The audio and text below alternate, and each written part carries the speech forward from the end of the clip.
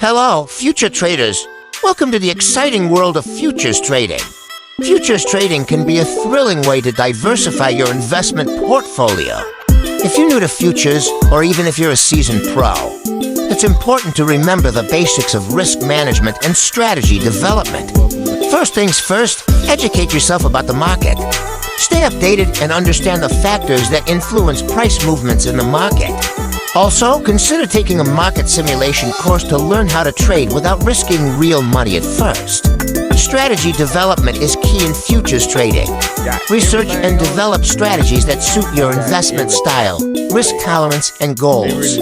Practice your strategy before executing it in live markets for better results. And finally, remember to manage your risk effectively by using stop-loss orders and position. Sizing techniques that suit your account size and trading style.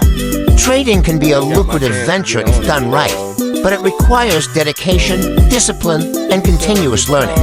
So always remember to trade responsibly and within your means. Thank you for tuning in. If you found this video helpful, don't forget to like, share, and subscribe for more insightful content on trading futures and other topics related to investing. Until next time, happy trading!